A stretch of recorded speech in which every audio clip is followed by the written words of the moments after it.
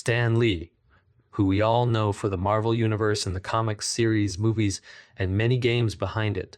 This man brought a lot of joy to many people with his amazing stories and characters. I think we can all agree that Spider-Man is the one character that influenced us the most. But let us rewind a bit and see where it all started. Stanley Martin Lieber was born on December 28, 1922 in Manhattan. When he was younger, Lee enjoyed writing and had dreams of writing the great American novel one day. He worked different kinds of part-time jobs as well, from writing obituaries for a news service and press releases for the National Tuberculosis Center, to delivering sandwiches and working in an office for a trouser manufacturer.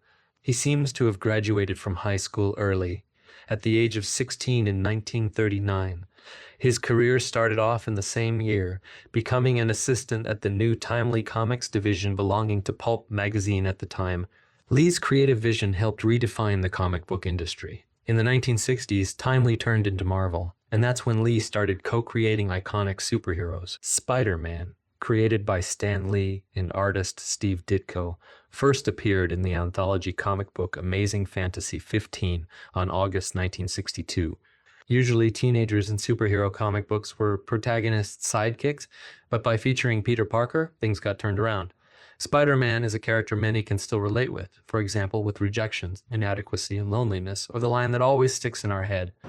Remember, with great power comes great responsibility.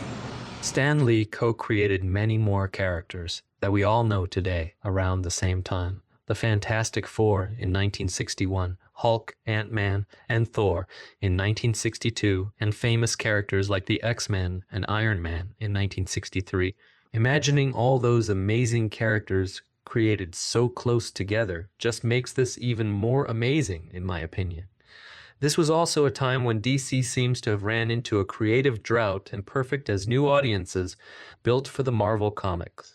The methods used of storytelling and characterization and the process of keeping and attracting readers in their teens revolutionized those years for Marvel. Stan Lee continued to shape the Marvel Universe well into the 1970s. In 1972, he transitioned from writing comics full-time to becoming Marvel's publisher and editorial director.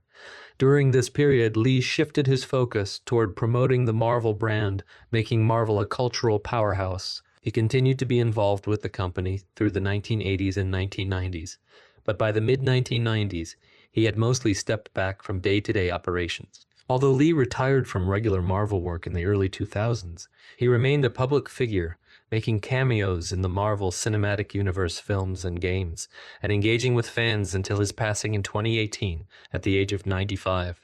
His influence on the comic book industry is immeasurable, and his characters continue to resonate with fans worldwide to this very day. If you want to dive deeper into Marvel itself, or perhaps DC, then let me know in the comments below. And if you enjoyed this video, I would appreciate it if you showed your support by liking, commenting, and subscribing. Thank you.